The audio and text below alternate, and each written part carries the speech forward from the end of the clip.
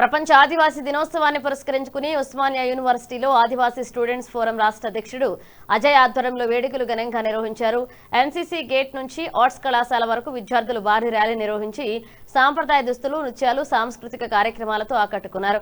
ఈ సందర్భంగా ఏఈడబ్ల్యూసీఏ జాతీయ అధ్యక్షుడు గొంది వెంకటరమణ మాట్లాడుతూ ఆదివాసీ యువత విద్యా ఉద్యోగ రంగాల్లో ముందుకు రావాలని, రాజ్యాంగ హక్కులు, రిజర్వేషన్లు సమర్థవంతంగా అమలు చేయాలని కోరారు. ఆదివాసీ సంస్కృతి వారసత్వ పరిరక్షణతో పాటు విద్యా, ఉపాధి, భూమి, అటవీ హక్కుల సమస్యలను ప్రభుత్వం పరిష్కరించాలని డిమాండ్ చేశారు.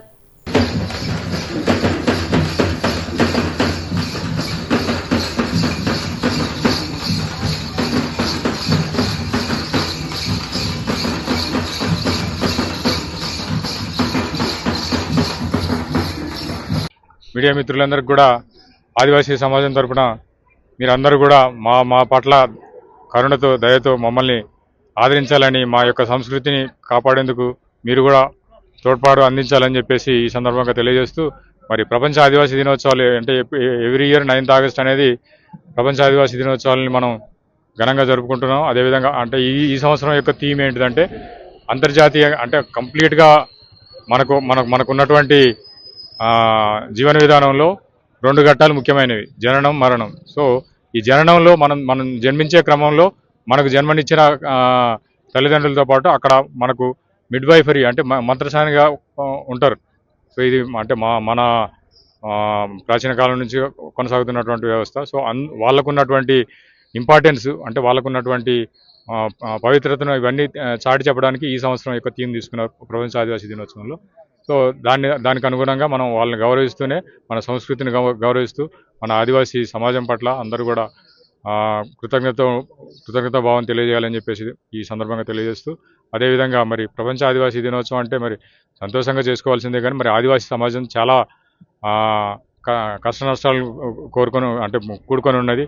సో వాళ్ళ జీవన విధానంలో వాళ్ళకు ఉన్నటువంటి హక్కులు హరించుకుపోతున్నాయి. వాళ్ళకు ఉన్నటువంటి ఏవైతే రైట్స్ అంటామో, లేదంటే వాళ్ళకు ఉన్నటువంటి అభివృద్ధి ఫలాలుగా అందుకోలేకపోతున్నారు. ఇప్పటికీ 79 ఏళ్ల స్వాతంత్ర భారతంలో మరి ఆదివాసుల యొక్క అభివృద్ధి ఎక్కడ ఉంది అంటే ఎక్కడ వేసిన గొంగళ అక్కడ సందర్భంగానే ఉంది. సో దీనికి అంతటికి కూడా ప్రభుత్వాలు ఉదాసీనత వహించడం కాదు, వాళ్ళ పట్ల లిప్పు సింపతి కాదు. సో వాళ్ళకంటూ ఆదివాసీ యొక్క సాంప్రదాయాల ప్రకారంగా వాళ్ళకు ఉన్నటువంటి కల్చర్ని కాపాడుతూనే వారికి ఉన్నటువంటి పరిపాలన, వాళ్ళ యొక్క అడ్మినిస్ట్రేషన్ ఏదైతే 5th షెడ్యూల్ ఏరియాలో అడ్మినిస్ట్రేషన్ ఉందో ఆ అడ్మినిస్ట్రేషన్ కనుక మనం కాపాడగలిగితే, వాళ్ళకి అడ్మినిస్ట్రేషన్ కనుక ఇవ్వగలిగితే, వాళ్ళ యొక్క స్వయం పాలన కనుక ఇవ్వగలిగితే, వాళ్ళ హక్కుల్ని కాపాడగలిగితే, వాళ్ళ జీవన విధానం మెరుగుపరచుకోవడమే కాకుండా వాళ్ళ అభివృద్ధి దిశగా వెళ్ళడానికి అవకాశం ఉంటుంది. కాబట్టి హక్కులు కాలరాయకుండా మీరు కూడా మాకు సపోర్ట్ చేయాలని చెప్పేసి ఈ సందర్భంగా కోరుకుంటున్నాను. శుభాకాంక్షలు. మీడియా మిత్రులందరికీ ధన్యవాదాలు. ప్రతి సంవత్సరం ఉస్మానియా యూనివర్సిటీ వేదికగా ప్రపంచ ఆదివాసీ దినోత్సవం చేయడం అనేది ఆనవాయితీగా వస్తున్నది. ఎందుకంటే ఆదివాసీ సమాజంలో ఉన్నటువంటి ఏవైతే ప్రాబ్లమ్స్ ఉన్నాయో ప్రభుత్వం దృష్టికి ఒక శాంతియుత ర్యాలీగా మేము తీసుకెళ్లే ప్రయత్నం ప్రతి సంవత్సరం చేస్తున్నాము.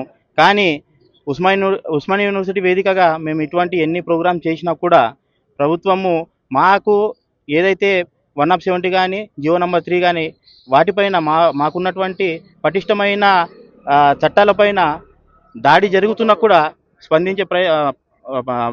స్పందించే పని అయితే చేయట్లేదు ప్రభుత్వం. సో ఉస్మానియా యూనివర్సిటీ వేదికగా మేము ఒకటే కోరుకుంటున్నాం. ఈరోజు జియో నంబర్ 3 పోయింది, ఇప్పుడేమో 170 మీద 1700 మంది సుప్రీంకోర్టులో కేసు వేశారు. ఈ ఆదివాసీ సమాజాన్ని 5th షెడ్యూల్ ఏరియాని కాపాడుకునే బాధ్యత ప్రభుత్వం పైన ఉందనేసి మీడియా ముఖంగా మేము తెలియజేస్తున్నాము. దయచేసి రాష్ట్ర ప్రభుత్వం, కేంద్ర ప్రభుత్వం ఆదివాసులని కాపాడుకునే బాధ్యత కూడా ప్రభుత్వానిదే. ఇంకొకటి, ట్రైబల్ వెల్ఫేర్ డిపార్ట్మెంట్లు ఉద్యోగాలు చేస్తున్నారు, వాళ్ళు శాలరీలు తీసుకున్నారు తప్ప ఆదివాసులని కాపాడే ప్రయత్నం అయితే చేస్తలేరు. ఆదివాసీల మీద అనేక రకాలుగా దాడులు జరుగుతున్నప్పటికీ ట్రైబల్ వెల్ఫేర్ డిపార్ట్మెంట్ ఎటువంటి స్పందన లేకుండా పోతుంది. దయచేసి రాష్ట్ర ప్రభుత్వం, కేంద్ర ప్రభుత్వం ముఖ్యంగా ట్రైబల్ వెల్ఫేర్ డిపార్ట్మెంట్లు ఆదివాసీ గోడును వినిపించుకోవాలి, ఆదివాసులను కాపాడుకోవాలి, 5th షెడ్యూల్ ఏరియాను కాపాడుకోవాలి. ఇప్పుడు రీసెంట్గా వచ్చినటువంటి ఎస్ఐ కానిస్టేబుల్ నోటిఫికేషన్ ఏదైతే ఉందో దాన్ని 5th షెడ్యూల్ ఏరియాని పూర్తిగా పక్కకు పెట్టేసి జనరల్ నోటిఫికేషన్ అనేది ఇవ్వడం జరిగింది. దయచేసి రాష్ట్ర ప్రభుత్వానికి మేము ఒకటి తెలియజేస్తున్నాము, విద్యార్థుల భవిష్యత్తు దెబ్బతింటున్నది. జియో నంబర్ 3 పోవడం వల్ల ఇప్పటికే మాకు అనేకమైన అన్యాయాలు జరిగినాయి. ఇప్పుడు ఈ ఎస్ఐ కానిస్టేబుల్ ఏదైతే నోటిఫికేషన్ ఇచ్చారో దాన్ని జనరలైజ్ చేసి ఇచ్చారు కాబట్టి దయచేసి రాష్ట్ర ప్రభుత్వానికి మేము ఉస్మానియా యూనివర్సిటీ వేదికగా ఆదివాసీ స్టూడెంట్ ఫోరం తరఫున ఒకటే విన్నవించుకుంటున్నాము. దయచేసి ఈ నోటిఫికేషన్ వెనుకకు తీసుకొని ఇంకో నోటిఫికేషన్ ఇవ్వాలి. దాన్ని కూడా 5th షెడ్యూల్ ఏరియాను దృష్టిలో పెట్టుకొని